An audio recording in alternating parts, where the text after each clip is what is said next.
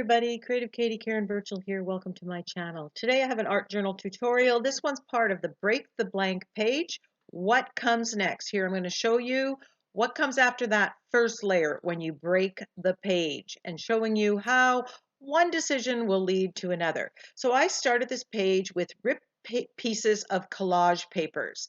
I picked some colors and that's going to direct my color story. So I grabbed the bright aqua, the teal, my quinacridone magenta. Not only will what I have down here guide my choices, it's also going, my color choices, it's going to guide some patterns because there's little circles on there. Now I'm going to use one of the techniques that I showed in the Break the Blank page, and that was the block and blend technique of putting down color. Now, because I have collage papers here and I want to do the block and blend technique, I want a coat of gesso. Now, the papers are already acrylic paint, so they're going to take paint well, but the raw sheet where you see the lines, I'm just putting a coat of gesso and I'm going over the edges, softening the edges. This helps blend collage papers down. When you use collage papers as a first layer, it'll help blend the paint. It will bring everything a little bit together so you don't have those hard edges, but it doesn't get rid of the texture that you've created by layering up those collage papers. If you look in the iCards in the top right hand corner, I will link the video where I show the 10 ways that I broke those blank pages to get us started.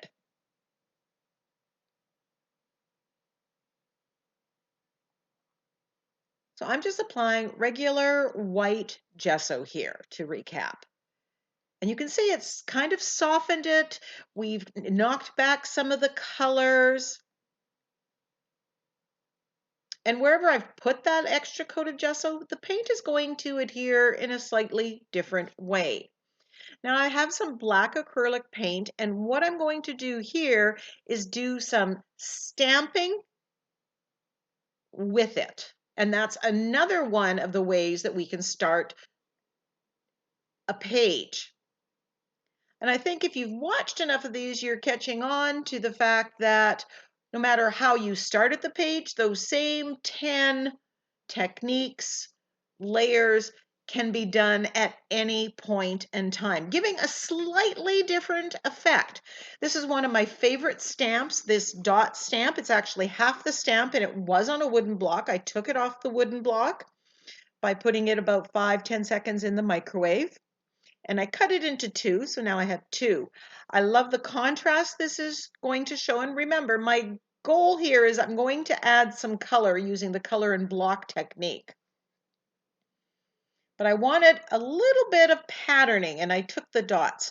Now this is a script stamp. Again, I love this script stamp. I have several, but this one it's a bigger script. Now I know some of this is going to show and some of it isn't. It's going to be pushed back by future layers. And then, where you're doing the stamping will let you know that, you'll get, since you're doing it on a first layer, here, less might show because you're layering stuff on top of it. But you could be using this at a later stage.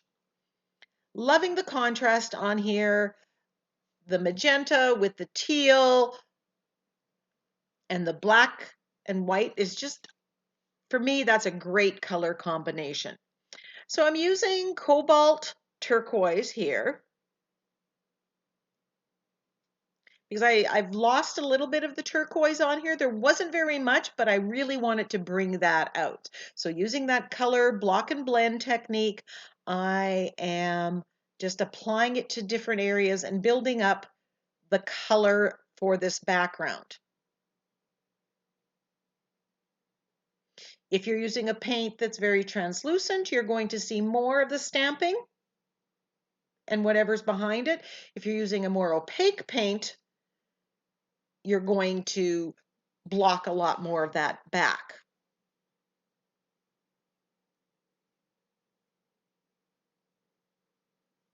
So I'm just mixing the magenta with the teal here. The teal, just FYI, is a fluid acrylic. I just have a few of those and I just thought it was the right color. And my Liquitex Basics Bright Aqua is very opaque and I didn't want to block out what was in the background. So that's why I chose it. If you don't follow me on Instagram, go over to Instagram and follow me at Creative Katie. Thank you so much.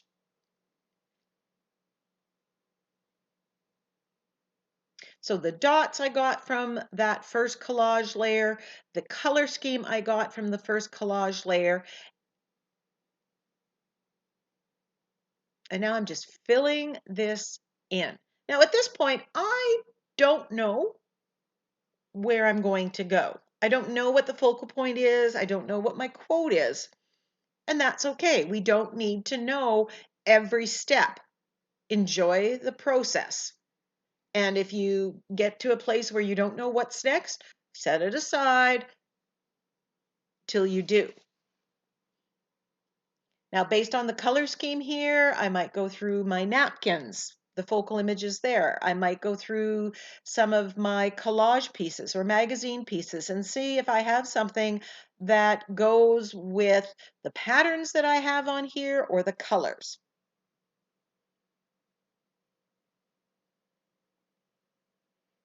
Now, I know from experience that this magenta and the teal, when they mix, they make a lovely purple. So I have no fear that I'm going to end up with an ugly color.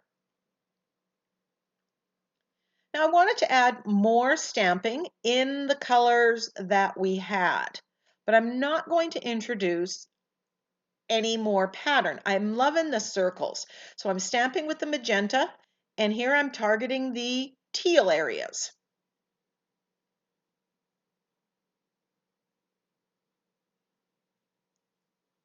So we're using the same motif, but with different colors. So I'm liking the look of that.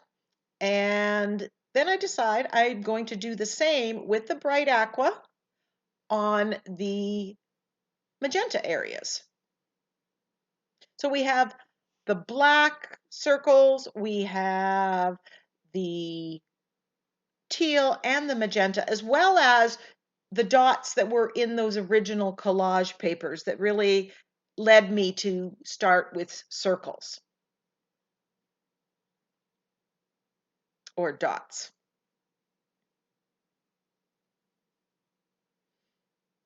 I said this is one of my favorite stamps, and I'll link to it in the description box below. I love it because it goes on any themed page. It's not specific to any one particular page. Clean your stencils or stamps with Murphy's oil soap after if you've stamped with acrylic paint. So the dots led me to more circles. This stencil is called Bubble Rebound, and again, I will link that in the description box below. And I love the circles here. Now, instead of stenciling on here with acrylic paint, I'm going to use the stencil as a tracer, if you will. And I don't want it to move and I want it flat. So I'm taping it down. I'm taking the extra time to secure it to my glass tabletop. Now I'm taking a black Posca pen and I'm going to trace around the entire stencil. Now this is a bit of a process. It's time consuming. It's not difficult. I typically put on my audiobooks and just go to town. But I'm tracing this part because I didn't want, if I did black over top of this, the majority of my page would be black and only the circles would be the color of the paper. And I loved my background too much. I wanted to keep most of it.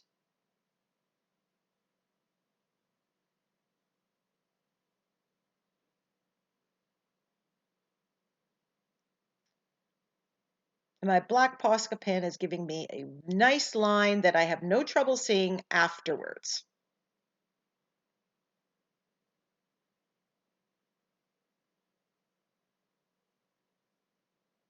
That bigger circle, I want it to the left. I didn't want that in the center. I want it for orientation. I wanted it off to the side. I plan on putting my sentiment in that circle. Now I also want to add a little bling to this page, so I'm splattering it with gold right now because again, I don't want the gold where the circles are. I have another plan for those, and you're going to see that in a few seconds. So I'm taking that off.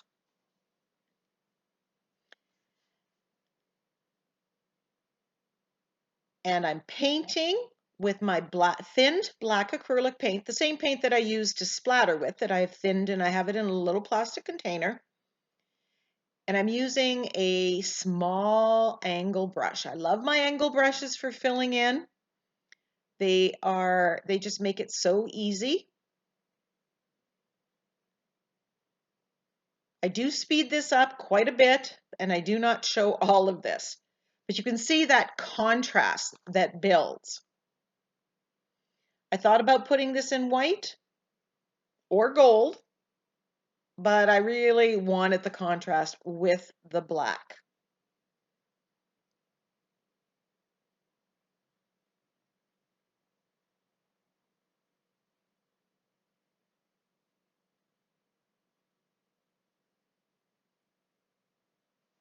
Now, because I have circles here, I led me to look for a quote that talked about circle. And my quote says, "Life is a circle."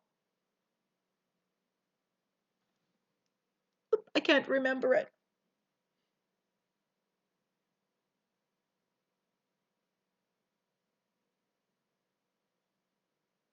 But I wanted the bigger part. So one of the sentiments, and this is a sentiment from my new sentiment pack, Time After Time. One I kept the original size, and one I shrunk down to about 50%. And I'm combining those two. Because remember, my sentiment packs, I've showed you a way in a video how you can shrink or increase the size of them. Where the end of one journey is the beginning of the next. That's the rest of the quote. Had a brain freeze right there. So I fussy cut the script stamp. And again, I wanted that script stamp in there because I've got the script in the background. So you're seeing how all the elements are leading to future elements or layers. I'm going to glue this down with TCW matte gel medium.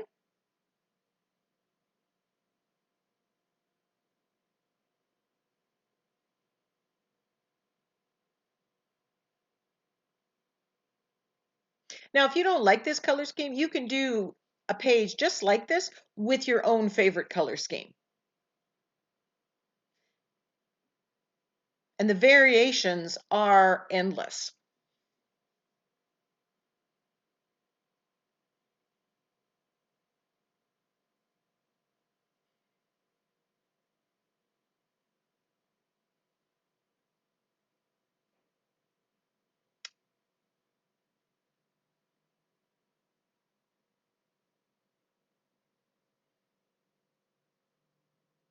And before I do any outlining or anything on this, I will be making sure that this is dry. A lot of that drying process I've cut out of the video, usually, but I want you to know that that happens. You do not want to do any line work. Now here I'm taking my General's charcoal pencil. This is the extra soft one, and I am shading around the outside edge. I like the soft, smudged look that this gives. But you could take your Posca pen and outline it if that's a look you like.